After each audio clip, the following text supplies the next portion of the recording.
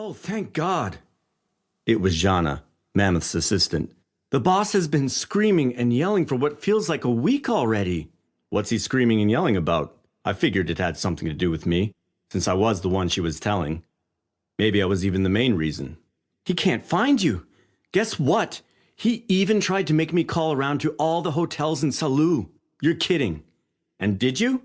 Ha, right. I told him that they all speak Spanish and I don't.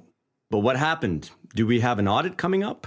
I have no idea. Some people just keep calling and asking to see if you're back yet. What people? Kif, I'm not a psychic. How should I know? Let me put you through to the boss. Good luck. If worse comes to worse, we'll buy you a wreath with a nice red ribbon. Thanks, you're a peach, I said to Jana, wondering if I should call my old friend Sieva Verkhotsev. One time when we were drunk together, he mentioned something about an opening on the Finnish border. If things got really bad, I could go find some fishermen to wait things out with. Mammoth's voice thundered through the phone. Nikiforov!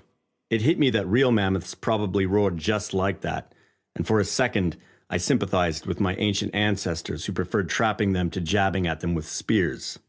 Trapping them at least gave you the chance to run away, and I was considering doing just that.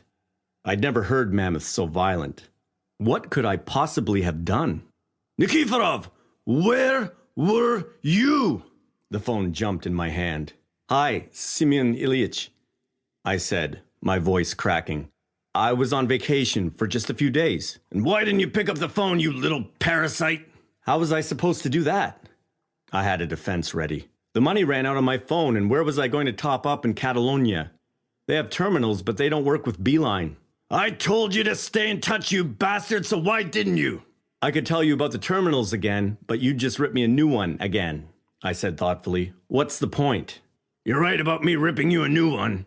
Mammoth's voice dropped a couple decibels. I'm going to kill you, and then I'm going to resurrect you, just so I can kill you again. 10 times. No, that won't work. And why not? Well, you're going to be especially violent when you kill me, and after the 6th time, all you'll have left is all the molecules and atoms. What will you resurrect then? You piece of trash! You can never just let me yell at you.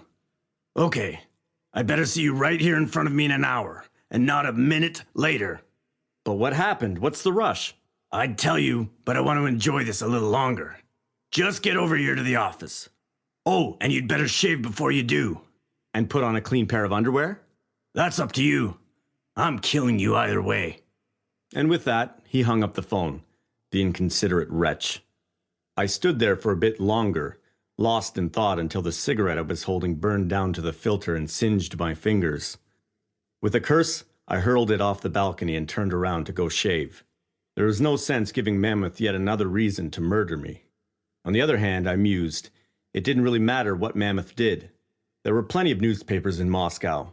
I had already earned a decent reputation. I had experience. And there were plenty of people I could ask to get me a job if he fired me. But I had no idea who was asking to talk with me. I didn't know anyone money, and I wasn't involved in crime or drug smuggling or anything like that. What could they want? In some confusion and with mixed emotions, I arrived at the office and walked into Mammoth's reception area. Oh, Nikiforov, said Jana with a start. Did you bring me a magnet? What? I was too on edge to realize what she meant at first. Oh, a magnet. Yes, but I don't have it with me. I'll give it to you later. Probably. You can go in. Mammoth told me to send you in as soon as you got here. And those men are already here, Jana said in a conspiratorial whisper. Go, go, go.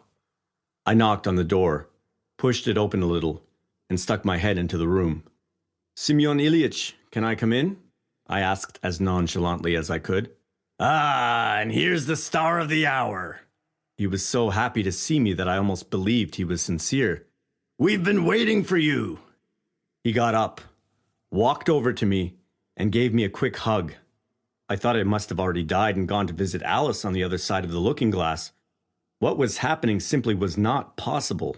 Mammoth gave me a friendly punch in the stomach before turning to the 2 men in black suits and white shirts sitting on the couch. Let me introduce you, gentlemen. This is Harriton Nikiforov himself, ascendant star, I'm not afraid to say, of Russian journalism and one of my most talented writers. He's the apple of my eye.